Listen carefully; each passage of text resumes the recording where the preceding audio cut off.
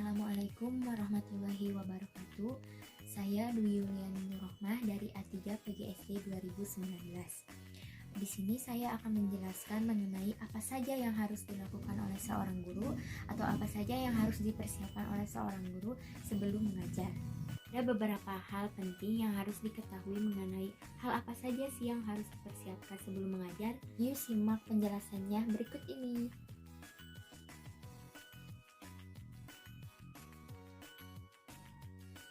Mengajar merupakan suatu aktivitas yang dilakukan oleh seorang guru terhadap anak didiknya dengan tujuan untuk memberikan pelajaran terhadap siswanya agar siswanya tersebut bisa mendapatkan pengetahuan baru yang belum ia ketahui sebelumnya.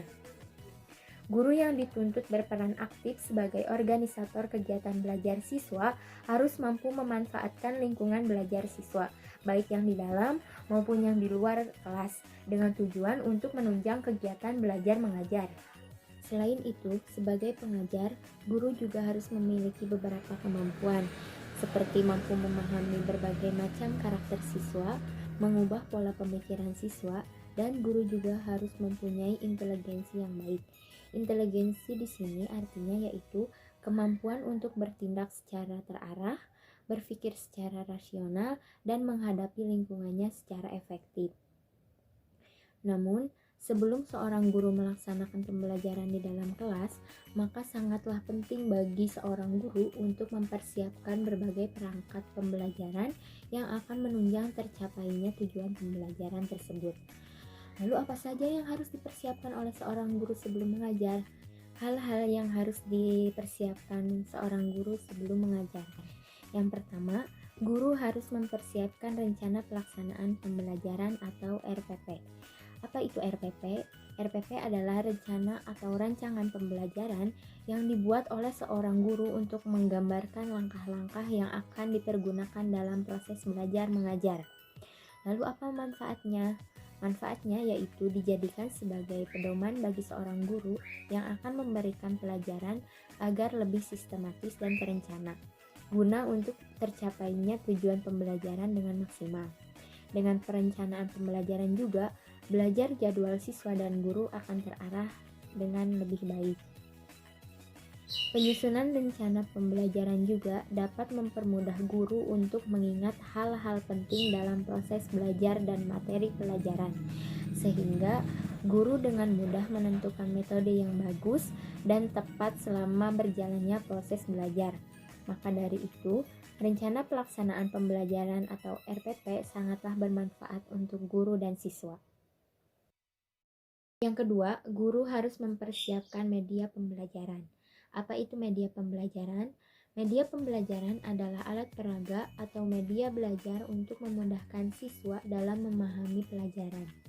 Media pembelajaran harus dipersiapkan oleh guru untuk menarik perhatian siswa guna merangsang kognitif, afektif, dan psikomotor siswa.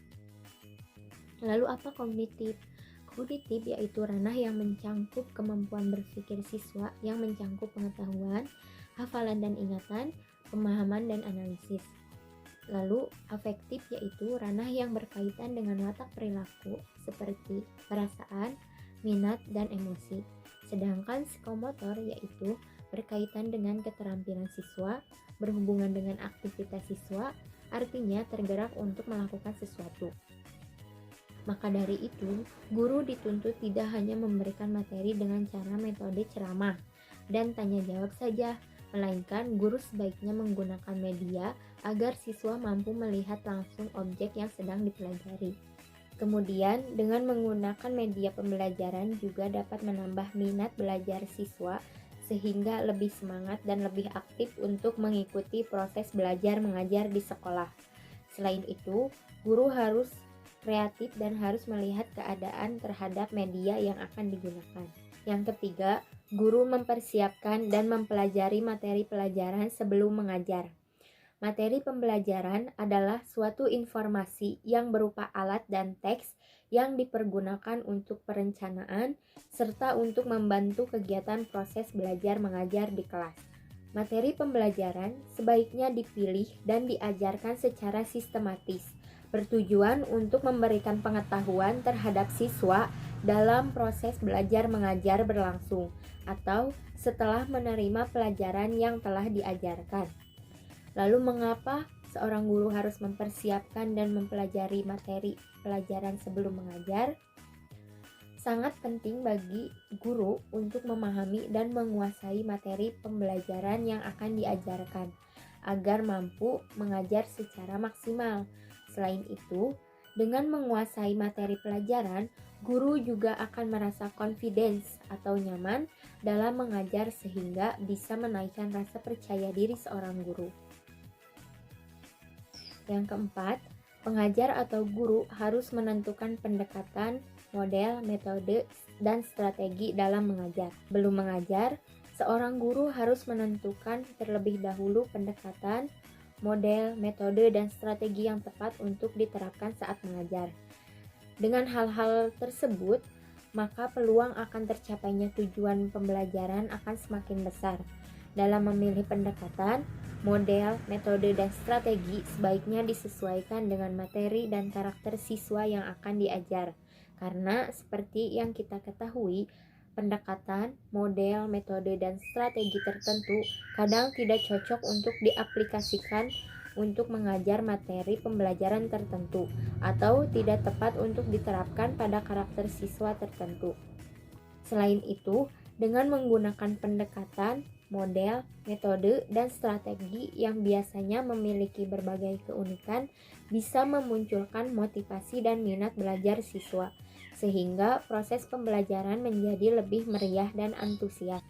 Dan hal terakhir yang harus dipersiapkan oleh seorang guru sebelum mengajar yaitu memahami karakter siswa.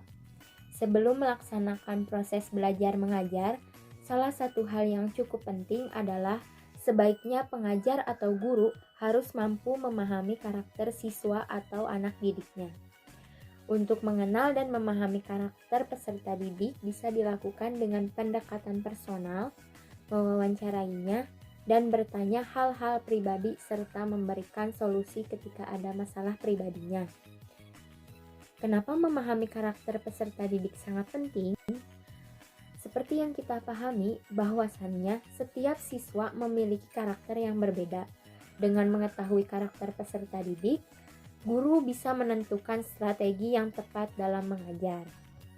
Demikianlah penjelasan dari saya mengenai hal-hal apa saja yang harus dipersiapkan sebelum mengajar. Kurang lebihnya mohon dimaafkan. Semoga bermanfaat.